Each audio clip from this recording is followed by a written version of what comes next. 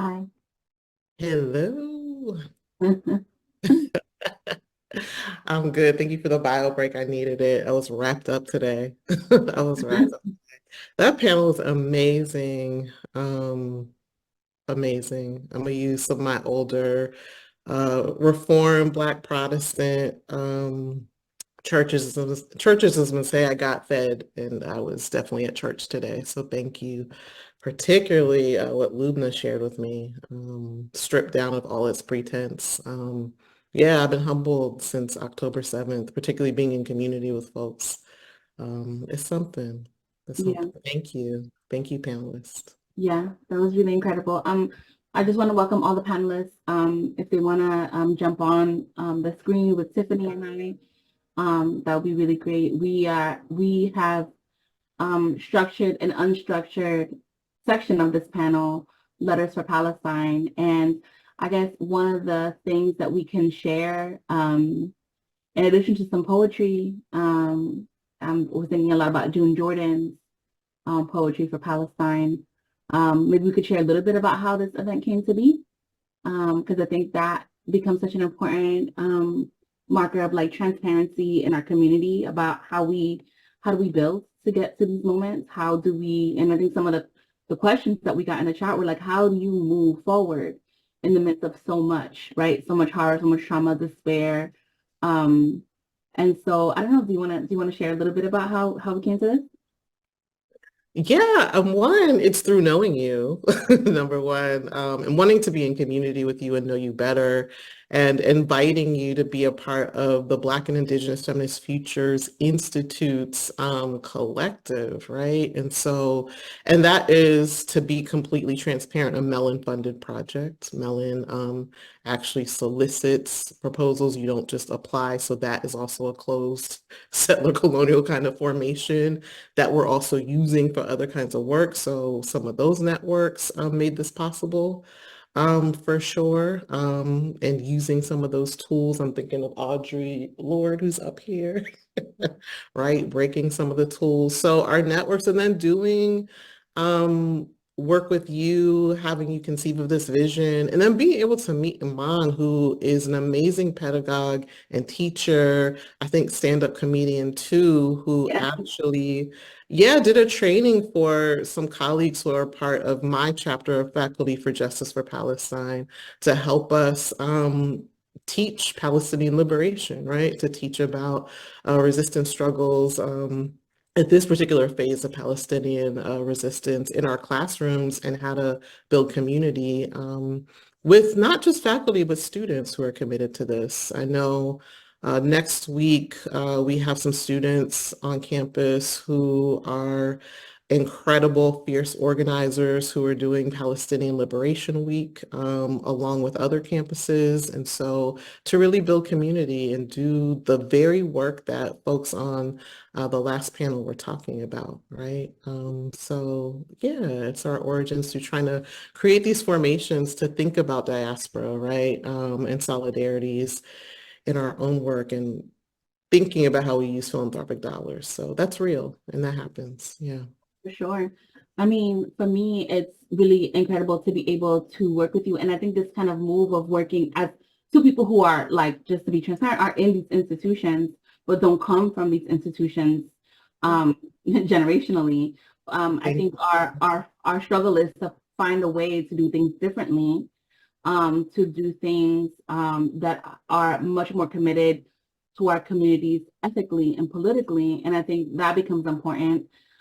I know I had the honor of being with Iman, who I don't, Iman, I mean, you've been on camera the whole time, so you don't have to, Yeah, but right. Nice. Iman, I love you, and I just want to give you your flowers. And here my dog's just acting a fool. But I wanted to say that I had the opportunity to overlap with Iman for a year at Cornell University when we were at the Society for the Humanities, and it was a really beautiful experience getting to know Iman and, building community with Iman.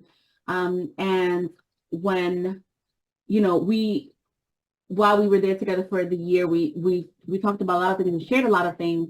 And we know that, we have this current um, crisis and concern and catastrophe around Palestine, but we know that this has been ongoing And this is decades, and it kind of feels like it's a revisiting over and over again of this kind of settler colonial catastrophe that affects us all in multiple ways, right? Differently, and I think that's important.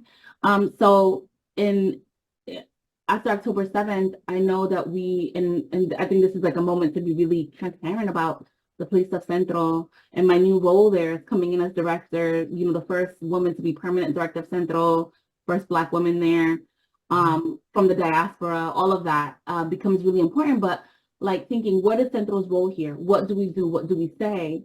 And how do I attend to this knowing that I'm the only tenured professor in the entire staff of CENTRO? When I speak, I am protected, but no one that works for me at CENTRO is protected in the same way, right? So what is the role that we do? And so I, remember talking to my staff and saying like, I want to make sure I want to put out a statement. I want to, let's do this. And they were so beautiful about it and committed to it. And then I was talking to my colleague, Jessica Johnson, who runs the DSL with me, who's also a Mellon funded project. And Jessica was like, well, you put out statements. Do you know if all of your staff also are in alignment with this? Mm-hmm. And I was like, oh, okay, this is really important. And so this is when we put together a teach-in. So we put in a teach-in together for CENTRO and the DSL with Iman and Takuma Peters leading it, thinking about the Palestinian struggle, the historical and political context of this experience, right? And then also like, what is the Black radical tradition and what can it tell us about relationality in this moment and beyond this moment? Because it has to last, it has to be enduring. Mm-hmm. And it was there that we decided that we wanted to do more, right? We wanted to kind of bring something together. And as part of, Beefy and, talking about like, let's think about doing something. I was just so honored that you were so open that I was like, what about this idea? And you were like, yes, let's go. And then, Puerto Rican Studies Association was like super down for it. And then the NYU Latinx project, Arlene Davila, like sent me a message and said, hey, can we put together a teach-in? And I was like, I just put together a teach-in, but like, here's some folks that could do a teach-in, and then we're gonna do this other thing, and if you wanna participate.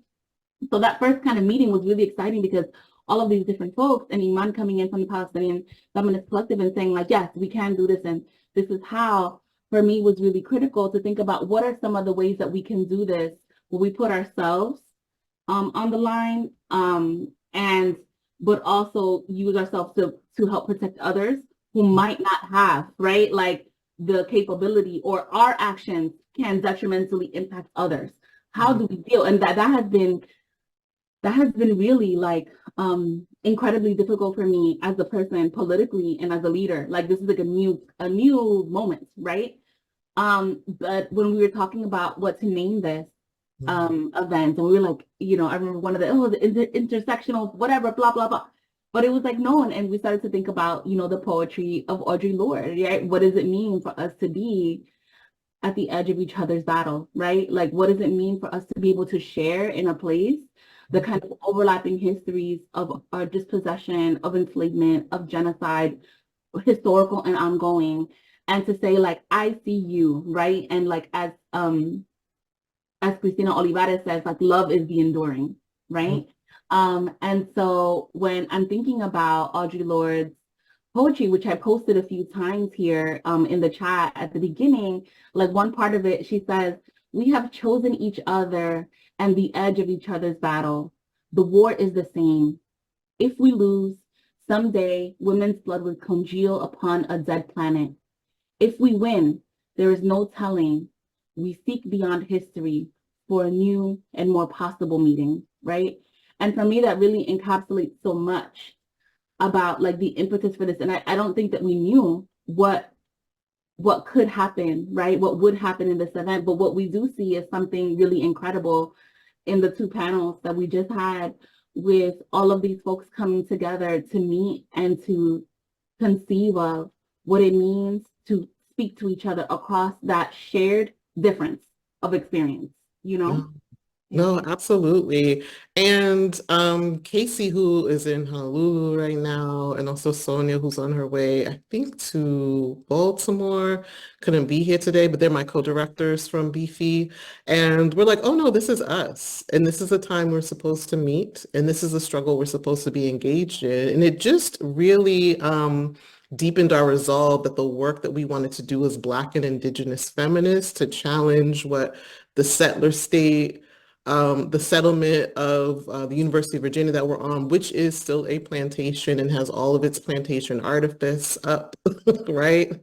And artifacts. No, we need to be doing this because there's a way that, again, I just want to lift up and celebrate the way that Melanie Yazzie brought the fire this morning. There is a certain kind of clarity that the resistance, the ongoing resistance in Palestine is making very concrete and palpable for us as Black and Indigenous feminists, that we actually need to crash the US settler state, which has incredible reverberations and literally strangles the tentacles that are reaching into the Israeli state. So it's like, no, our resolve to struggle with each other is actually we're recommitted to it in a different way with a different kind of energy.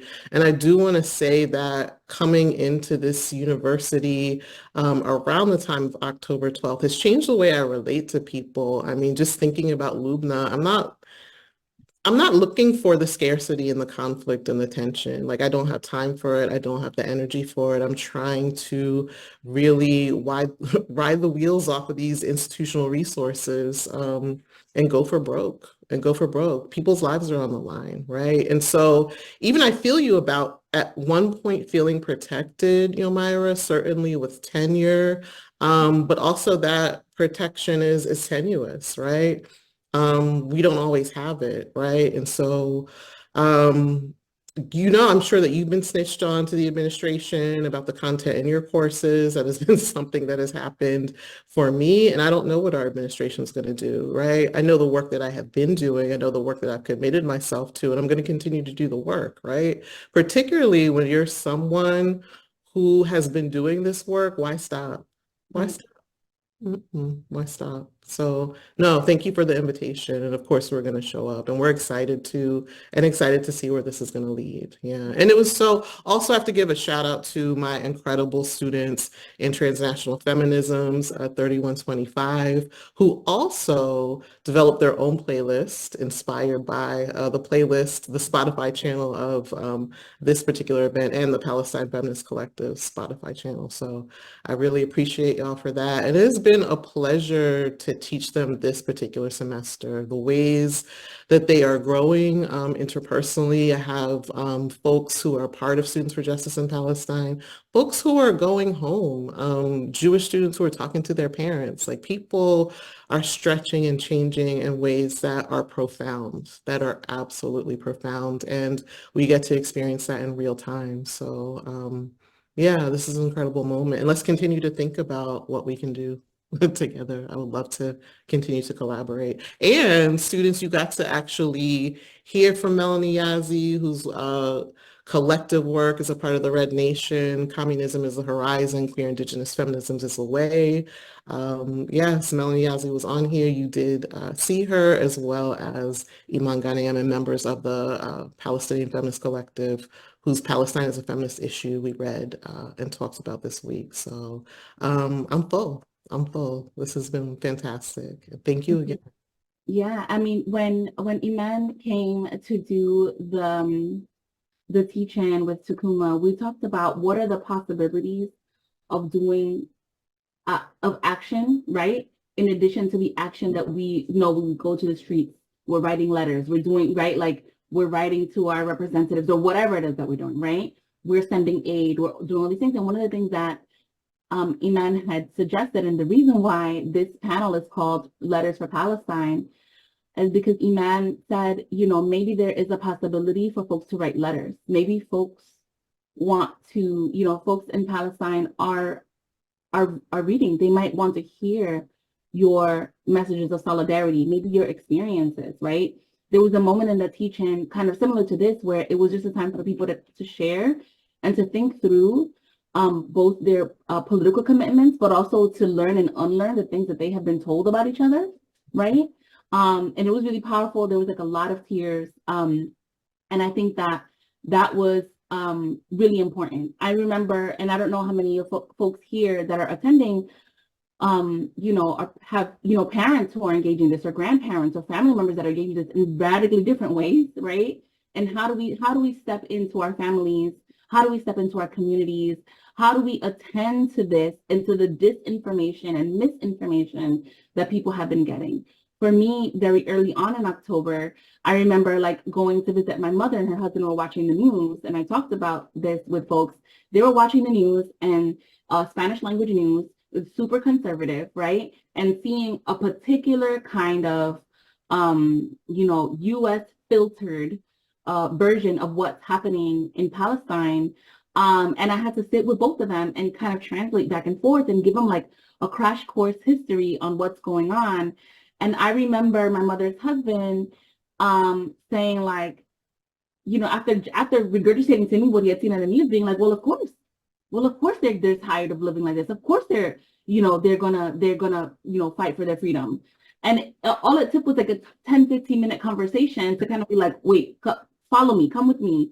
Listen, let's talk a little bit about what this can look like, what this actually is outside of what's being told to you. And I think part of that is so much of the work we have to do, right? Mm-hmm. It's so much of the work. It is like talking to our families, talking to our neighbors, and especially across languages and experiences, right? So the kind of very quick, like, let me translate Palestinian history in 10 minutes to these like 70-plus-year-old people in Spanish, right? I just don't want them to go and hit the streets and go talk to their friends and be playing dominoes and regurgitating what they're seeing, because part of that is teaching and engaging and being patient. Like, oh, it's not the role for everybody, right? That patience, once you hear something that, automatically your like knee-jerk reaction is like, that's ignorant, that's wrong, that's colonial, that's what, and so you can come in and just like machete left and right? Everybody. But I think part of it is the patience, right? The kind of way to like, you see it and then you have to recalibrate. How do I reach this person? How do I talk to them? How do I translate this so that it's in a way that is like capacious enough for you to understand it, but also in a way that doesn't see me, you don't see me as you like just knocking you down all the time, right? And I mean, I don't think that's the role for everyone to play, nor is it the approach that we should have with everyone. Some people don't deserve that much grace, but I think it's an important part of our work, in the world in doing this. If we really believe in it, it's that kind of conversation, Mm-hmm.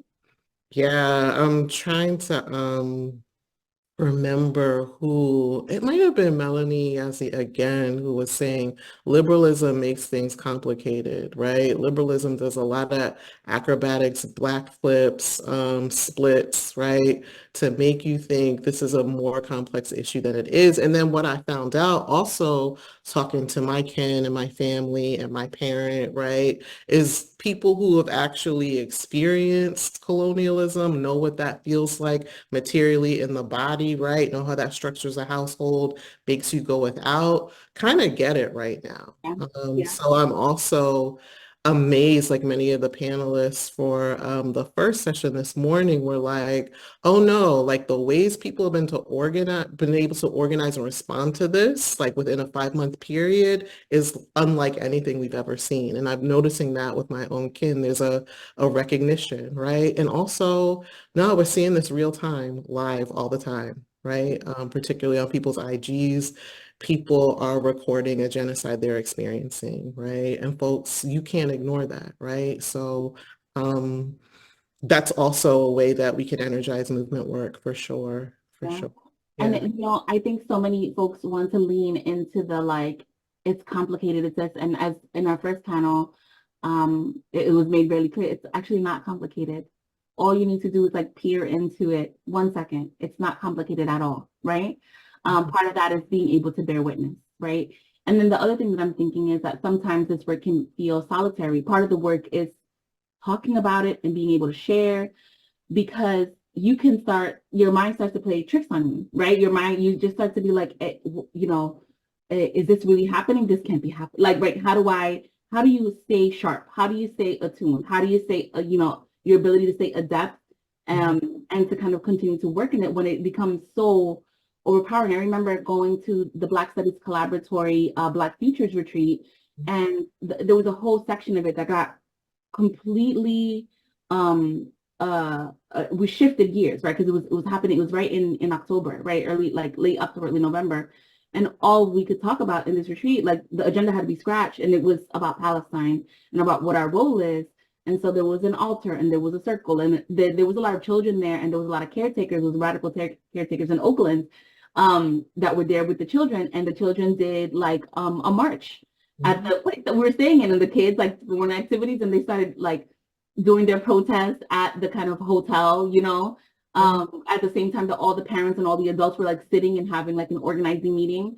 And I remember thinking about what does it mean for me as someone who's like a relatively new mother, and thinking about those moments of like holding my own child, after October 7th, and weeping, right? And weeping, imagining all of the people, all of the women, the families, the men, the communities in Palestine who are losing their children, burying their children, right? What does it mean to have me, a Black woman colonial subject, to even have the privilege to hold my own son, right?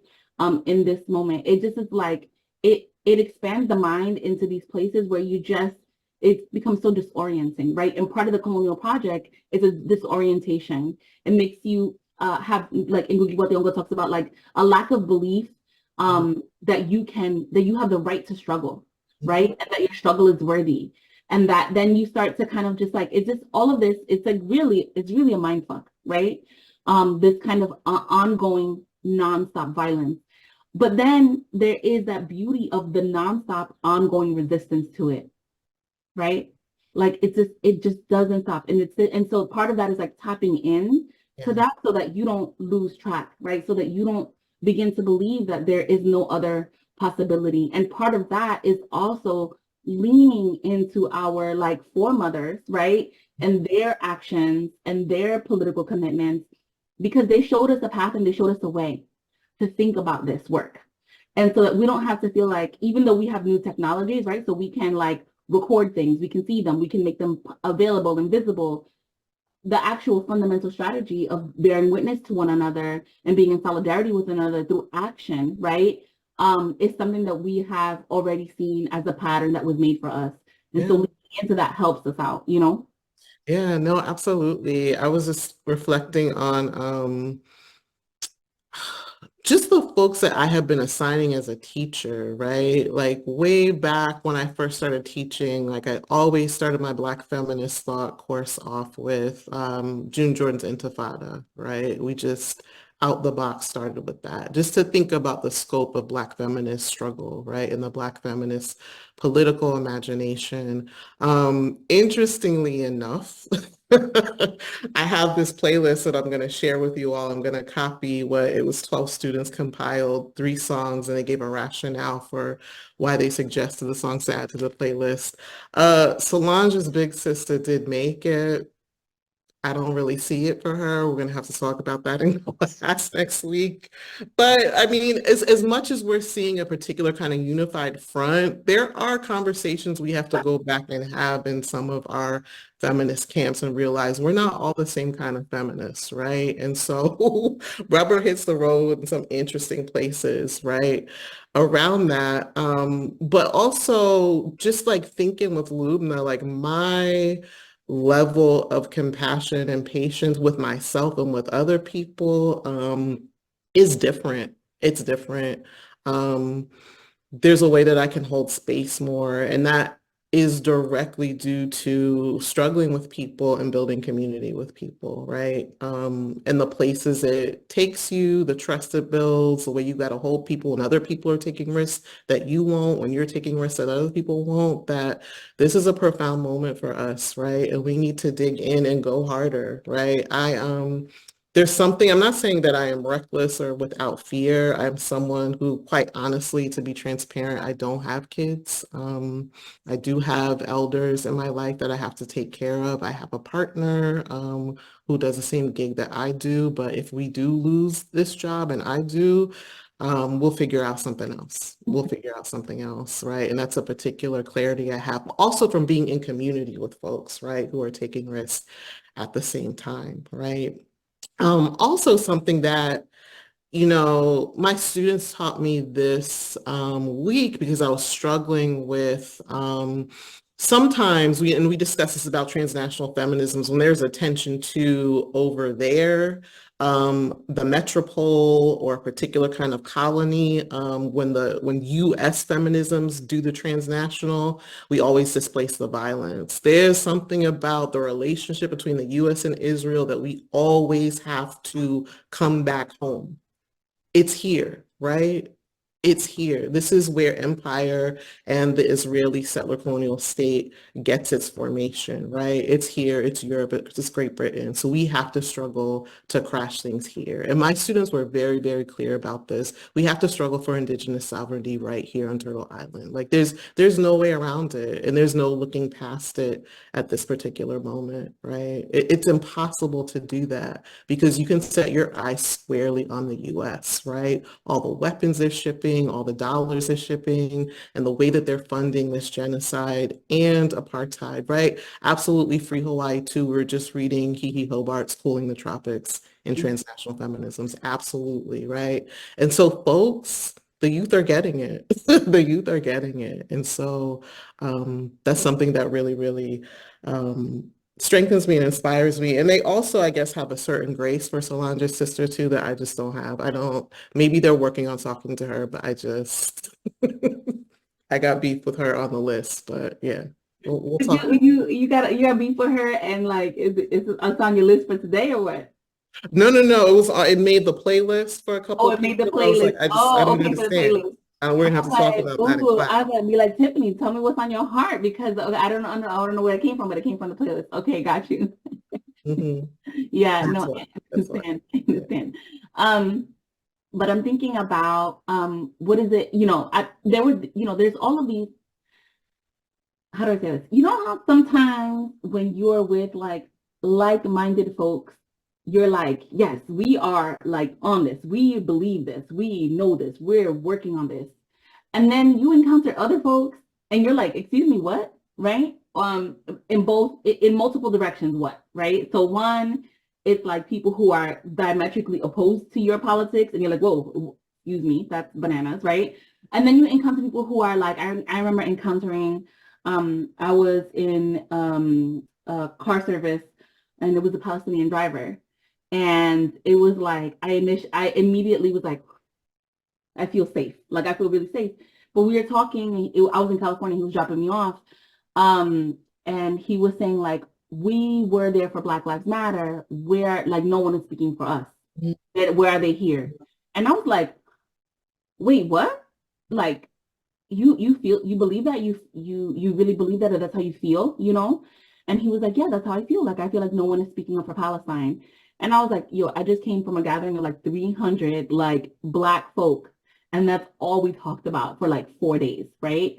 And there was that moment that it was like, oh, you could be doing this work and you realize that maybe some people actually don't see you there, right? Like in the loneliness that is like colonial violence, what it creates and what it begets.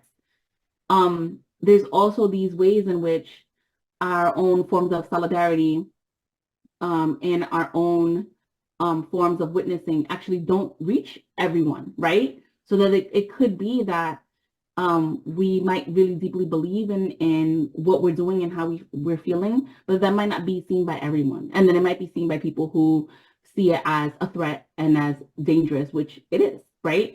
And so that for me was like an eye-opening moment, which is like, how do we make sure, like, my initial was like, how do I prove to you? How do I show you? What can I do to show you that I care? Yeah. How can I reach you, you know? And then I thought this person is actually probably not alone in thinking of this, right? How do we make these kind of broad connections? How do we engage in a kind of trust of one another, of those of us who are, colonial subjects or former colonial subjects, who are living through and fighting, right, through these horrific experiences? How do we reach each other across those spaces, right? That's been something that I've been thinking about. And I've also been thinking again of Iman's question of like letters for Palestine, right? About what would we say if we could speak to a family, um, a person, a child, what what would you say?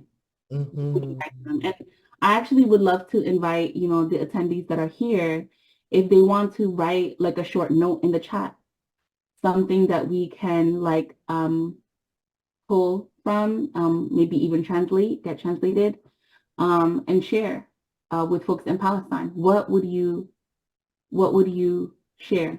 How would you what is the kind of feeling that you have, the sense of struggle and commitment that you have, um, and how would you share that to someone? Mhm. And then, oh, thank you, Charlene, the Dear Gaza. Thank you for putting that link. That's amazing. Um, but I do want to give people a moment to think about that. And then, Tiffany, I don't know if you mind. Do you maybe while people are thinking, should I read a poem by June Jordan? Oh yeah, that would be fantastic. I was thinking about that cab drivers you were sharing that, and I'm thinking about like the landscape because I live in Richmond and I live in North Church Hill or 9 Mile Road area for people who are familiar with Richmond. That is historically Black neighborhood, still primarily Black. And there are the hugest murals like on the side of the T-Mobile store, the chicken joint, of the Palestinian flag, right? Palestinian liberation, movement, shout outs, Free Palestine all over the place and working class Black neighborhoods, right? So one, just art, right? The incredible power of art, right? That someone took their time as a painter, muralist, to put that there, to make that visible for maybe someone whose gig is doing Lyft all day, right? Also, I love the idea of a playlist, like sharing signs, songs in particular. Those are digital, right? And perhaps easy to access. So people's recommendations for songs as well as messages, poems, right? Historically, Black and Palestinian people, Black and Indigenous people, Puerto Rican folks, Afro-Puerto Rican folks, we've been sharing poetry, right? We live for that. We live through it, right? So again, the artists know how to make things shareable, right? In particular ways. But I just think about that particular mural and like bombing places with murals, right? So folks do get to see it. But also, again, I'm thinking about Lubna, like who's like, in this struggle and seeing this particular kind of devastation, experiencing this loneliness, I have a particular kind of tenderness of heart where I'm not looking for scarcity. I'm looking for how people show up, right? And so that shifted me. That shifted my whole day. That's gonna shift me probably forever, Lubna. So Yeah. thank you. Yeah. I really do love that because I think part of the way that we come up, especially in the US, through Mhm. this very individualistic worldview, and then also through the academy for those of us who are academics, is you're always looking for the critical, you're always looking for what is missing. It's much harder to attend to what is there. And so I really love that kind of reshifting of the mind, which is actually, yeah, there might be a lack of solidarity in these places. There might be a lack of commitment by these and these people, but look at the beautiful overflowing amounts of commitment and solidarity and work in struggle in this place, right? It's always easiest to go to the student in your classroom that is the least convinced by the pedagogy or by the content. It's always like you might have like 39 students that are like, I love this class, this is the best ever, I love this content, I can't believe it. And then you have one student in the back, that is like, and you're like, all right, everybody, I don't care that you love this. I'm focused Right. on you. Right. You are my target, right? Like, and so it's part of that kind of no switch. Actually put the love where the love is, right? Grow where there's growth, right? So I think that is really potential. One of the things that I used to do, I used to teach a class called uh, Poetics of Liberation and Relation, Women of Color, Feminist Thought, right? And so we would start every few class sessions with like building a poem together. So everyone would write a line and we pass it down.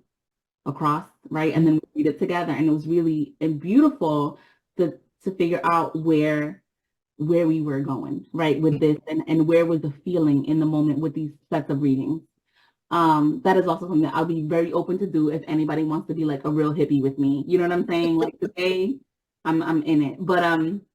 But yeah, but if we, but I'm loving, by the way, I'm looking at all these comments and looking at folks as just a few sentences, right? That kind of commit into sharing videos and like all of these statements. I think this becomes really important, right? A testament and a commitment to what we're going to do and how we feel, and to be able to share that in public when it feels so scary to do so many times, right? Feel like you're walking on eggshells half the time, and then the other half of the time you feel real deep in your bag because you know you're surrounded by people who believe the same thing. I just want to like give space for that like lived experience of being out in the world every day in a place that is as torn as this, you know? So yes, so thank you for that. June Jordan has this poem called Moving Towards Home. And obviously, you know, June Jordan's deep commitment to Palestinian freedom. And it starts with an epigraph called, "Where is Abu Fadi?" She wailed. "Who will bring my loved one?" And this was quoted in the New York Times, September 20th, 1982. For me, this poem, Moving Towards Home, se paran los pelos, right? Like I get goosebumps thinking about how this is the kind of repetition, the palimpsest of colonization, how these words from 40 years ago could be so prescient for the moment that we're living in. So I'll read that now. If folks want to kind of write in however they're feeling, share how you're feeling, and I'll read this for us. So, moving towards home. I do not wish to speak about the bulldozer and the red dirt, not quite covering all of the arms and legs, nor do I wish to speak about the night-long screams that reached the observation post where soldiers lounged about. Nor do I wish to speak about the woman who shoved her baby into the stranger's hands before she was led away. Nor do I wish to speak about the father whose sons were shot through the head while they slit his own throat before the eyes of his wife. Nor do I wish to speak about the army that lit continuous flares into the darkness so that others could see the backs of their victims lined against the wall. Nor do I wish to speak about the piled up bones and the stench that will not float. Nor do I wish to speak about the nurse again and again raped before they murdered her on the hospital floor. Nor do I wish to speak about the rattling bullets that did not halt on that kneeing trajectory. Nor do I wish to speak about the pounding on the doors and the breaking of windows and the hauling of families into the world of the dead. I do not wish to speak about the bulldozer and the red dirt, not quite covering all of the arms and legs, because I do not wish to speak about unspeakable events that must follow from those who dare to purify a people, those who dare to exterminate a people, those who dare to describe human beings as beasts with two legs, those who dare to mop up, to tighten the noose, to step up military pressure, to ring around civilian streets with tanks, those who dare to close the universities, to abolish the press, to kill the elected representatives of the people who refuse to be purified. Those are the ones for whom we must redeem the words of our beginning.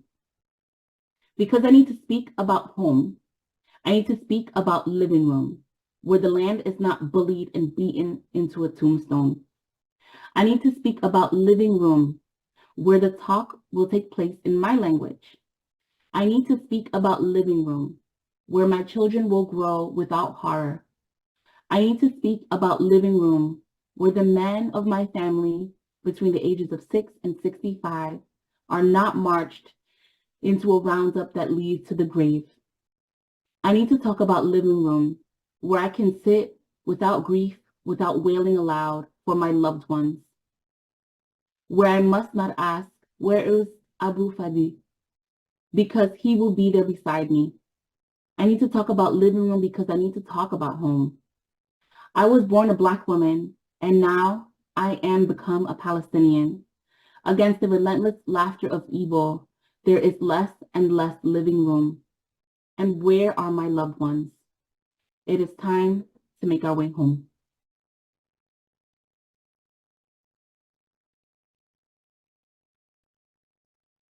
And that is Julie Jordan's Moving Toward Home. Sure.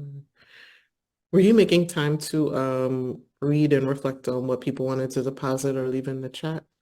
Yeah, you want to do that? Yeah, I'm trying to see. I feel like I got the wrong glass. But no, absolutely. And I guess, again, lifting up all of the folks doing Palestine and Palestinian Liberation Week or Palestinian Solidarity stuff next week. I'm trying to follow as many people as possible. So I can not only support people, get a sense of what's happening real time with their struggles, but also like important resources, lessons and skill building are shared there as well. So just want to lift up the people doing that organizing work. And yeah, I'm here to support next week on campus and other places. I'm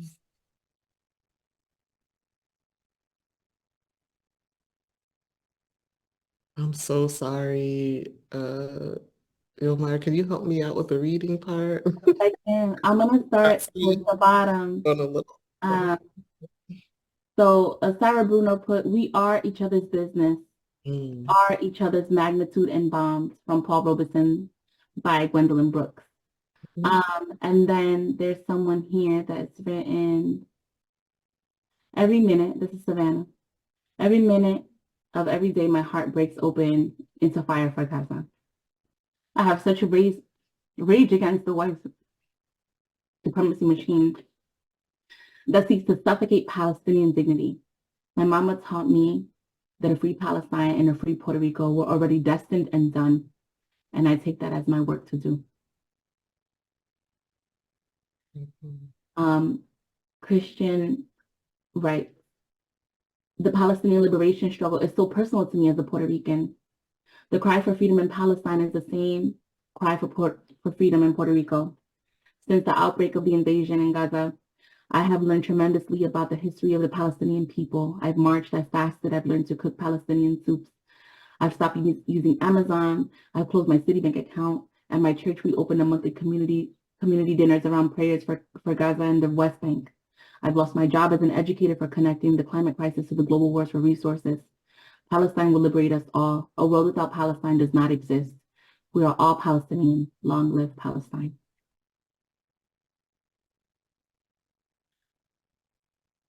Insha Akram says, I keep a pin on my back and quote every single day. I remember Palestinian people in my prayers. I commit to continuous sharing of atrocities on social media. Keep fighting. Alex Lucia says, I was burning a Santa Muerte candle in hopes it would send protection, sending eSIMs, wearing the message, and speaking the message. And Erica James says, I commit to teaching material on Palestine and supporting events on the conflict at my university. I also commit to returning to the OPT someday, if I can be of help. Takuma says, you will have walls, a home, your kin, your people, and your homeland once again. And it will be beautiful in the way that only a homeland can be. Are you seeing any of these, Tiffany, or no? I haven't been reading along because I'm sorry, I've been relying on you. If you want me to Okay, no, okay. I'm just like, my prescription ain't up to snuff. Oh, I got you. I got your back. I got your back. I got your back. Yeah. Therese says, I would give all my food to the families of Gaza who are starving. There is so much guilt I feel. Bree says, we've been having regular Palestine rallies on Sundays, and they've been incredible coalition building spaces.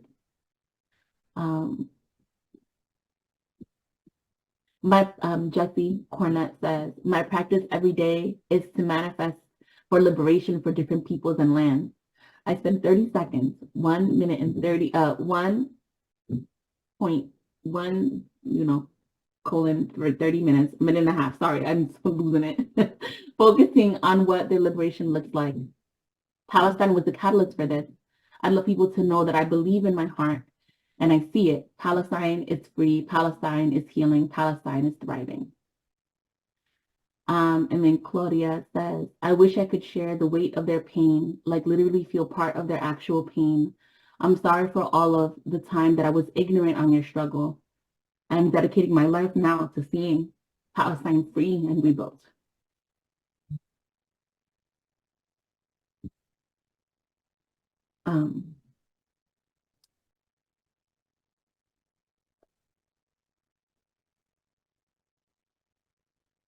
Ayat Ismail says, seeing the videos of Palestinians begging to be seen and heard. As a Palestinian, I see you. I hear you. My heart is with you.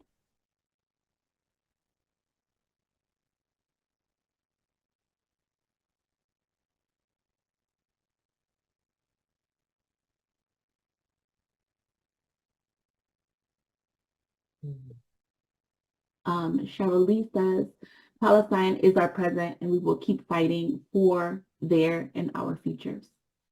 And I want to say that I'm reading these because, this event is being recorded and folks who see the recordings won't see your comments.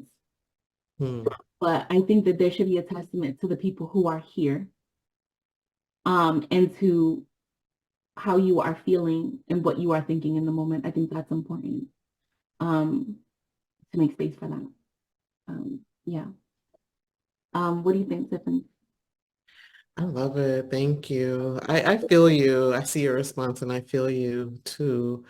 I would love to just make space if any of the panelists wanted to say anything, no pressure, but if this was something, no, y'all worked hard, particularly Eman, so that's fine. But thank you for holding the space. Thank you to our co-sponsors, DSL, Diasporic Solidarities Lab, the Latinx Project, my own people, Beefy. Thank you, Michelle, our intern, who works with us. Of course, the Palestinian Feminist Collective. You give me my students life. Thank you for the analysis. Thank you for the work that you're doing.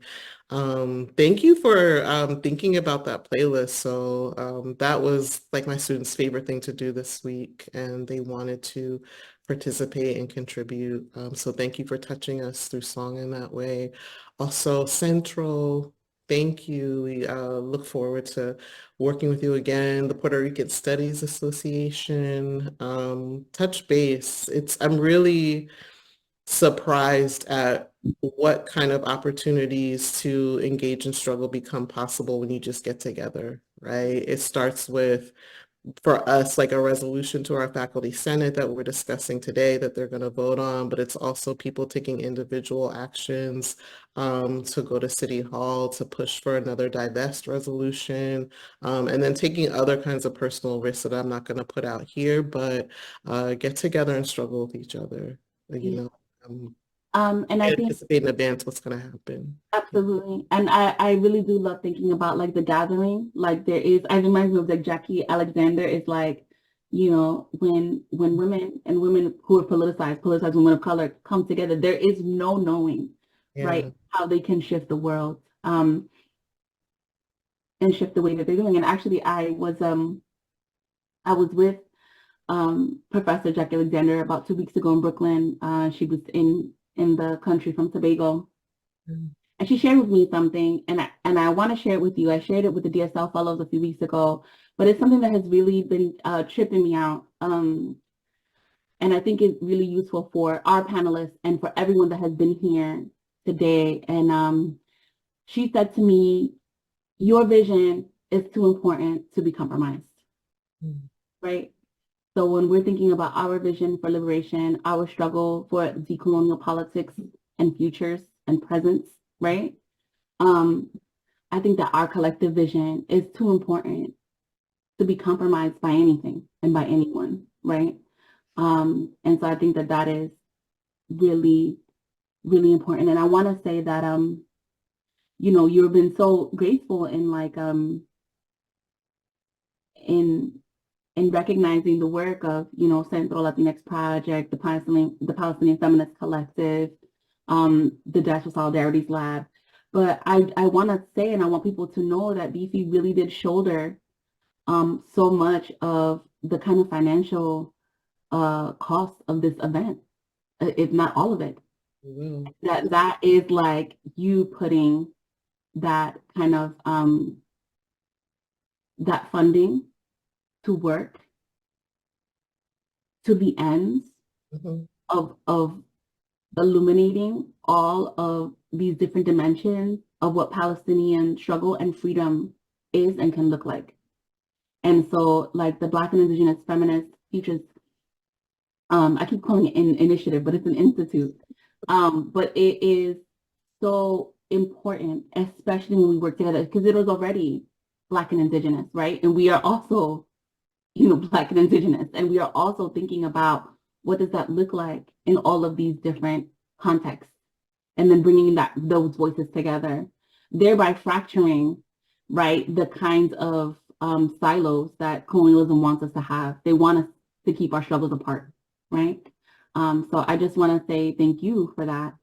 And I also want to thank my Centro team for like heeding the call and being on it. I mean, they were so incredibly like organized and committed, and Kimberly, the events team, and Tori, the communications team. I mean, everyone was just, you know, even behind the scenes, the preparation for this, for the, you know, like even as we're organizing for this like beautiful moment of sharing, the preparation for any kind of violence to come into the space, right? Like Camacho and everyone else who stepped in and was like, yeah, we're doing this event, this is what we're going to do. And so for me, I just feel so, so honored to be working with such an incredible team of people who put like their foot into every single thing. And this is like nothing short of what they've, you know, what they usually do, but there's something really special about them doing this. So thank you. Thank you, and thank everybody. And thank you all for being here. Yeah. Can I add to the thanks? Thank goodness. To save me and Tiffany. I know you were bawling, and I was like, should I like interject? But then I didn't like, that would be rude. You know, they would be like, this person has been talking for 4 hours, and now that like these two women are talking, she's still moderating. No, you know, we should have got you to moderate this part too. You know, I don't like to cry in public. I was feeling your pain. I was like, oh my God, I need to cry. Yeah, I mean, I think I just want to add to the gratitude. One of my students sent me an email and said, well, thank you so much for organizing this in the spirit of gratitude. And I want to say that, you know, I think that I love you, Yomaira, to pieces, and Takuma, who's also present. You were all my family when my dad passed away in lonely Ithaca. And I think that one of the things that we, don't cry more. One of the things, actually do cry. One of the things that we really miss out on is kind of the importance of friendship in how we do things. I think the American culture and society is so sometimes fixated on grand gestures that they forget that the small things even have more ripple effect. You know, and so yeah, when Yomaira invited me to do the DSL teaching, I was like, you know what, I think, you know, we haven't had the chance to talk about, thankfully, to like really unpack the mindset behind Israeli settler colonialism. We didn't get to talk too much about colonialists and Zionists and perpetrators of violence. We focus on ourselves, on what we do right and how we resist. But I was going to say that the Israeli project, just like the American project, is an outcome of people people migrating and people becoming diasporic, that sometimes we forget that displacement does it can germinate like violence and isolation and thinking of ourselves as victim and as pained people. And there is something to be said about being in pain, but at the same time, not allowing ourselves to just be perpetual suffering, victimized people. I attended a panel recently where they said that the kind of the currency of the Palestinian people at the moment is suffering. That the only way through which people can hear us is if we suffer. To the extent that I see that internalized in my actions. If I am telling a sad story, people hear me out. If I'm telling a happy story, people hear me less. They want us to be sad, and they want us to be suffering, and they want us to be miserable, and they want us to be unable to regulate our emotions and deal with our burnout. And I think I'm frustrated with that. And I think that if any kind of people are able to put together a kind of intelligence and a kind of stamina to push through, is diasporic people who continue to be displaced. I really like the framing and the continuous framing of, in the context of the United States, like people think of enslavement separately from indigeneity. People who are forcibly brought and shuttled throughout the world come from original places as well. And it's kind of like the grudge and the audacity to continue to separate people from their homeland and think that's okay. And think somehow if you put them into somewhere else, they're just going to lose that memory. They're going to lose that body, And so I think that it is about time that we reclaim displacement as not an excuse for violence, as not an excuse for settler colonialism and patriotism and violent nationalism, and to really hold each other in our pursuits to become back who we were and who we are. I've been doing Uber research a lot recently. Just like get into Uber. I get into these Ubers and I'm like, what's up with St. Louis? What's going on? What's happening? What is this place? That's my fault. And like people talk for a while. And I was in this Uber this week and I asked the same question, and this amazing woman, she was talking and talking, and then she was saying, you know what we need to become a village again. And I was like, I agree. That's exactly what it is. We need to take care of each other.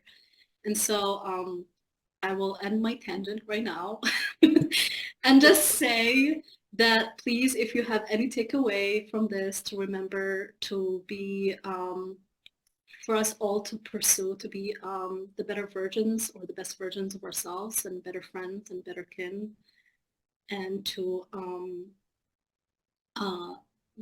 not be, just kind of really, really fight the violence without and within. And Palestine is winning, and we are winning. I mean, the cost is really, really high, and it will never be compensated for justly, and we all know that. It is within my spiritual and my religious faith to believe that there is going to be justice. And until that justice is seen and actualized, we will continue to hope for it. And a last thing to say, that Free Palestine in Arabic actually translates to Philistine Hurra, which is an adjective. Tiffany smiles because I've mentioned that previously.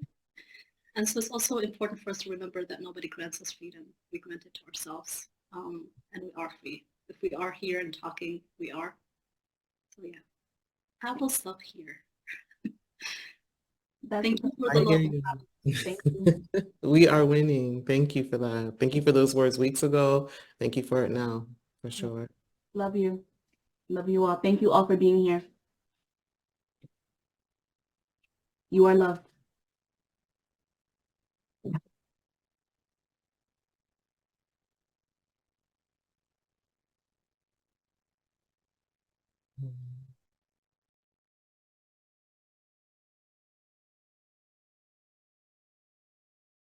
I love you, Iman. Thank you. I love you, Yomaira. Come on. You're the love of my life. Are you married? I don't even know that guy. Yeah. Who is he? Who? What? Sorry, Erica, you opened your video. No, you gotta turn it on now. We saw you. We need to shut up. You won't shut up. Accidental. Erica, come back. Erica, we love you. Oh, she's back. She's back. The real tea starting now, yeah. Hi, and Rocky, my student from Cornell. We survived.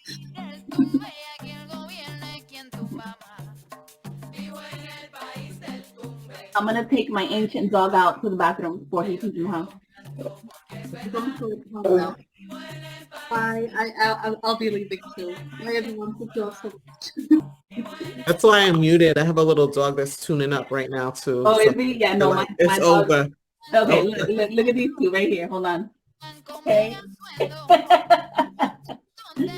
My dogs also want to free Palestine, for real, for real. Okay? Thank you. Let me take them out. Bye.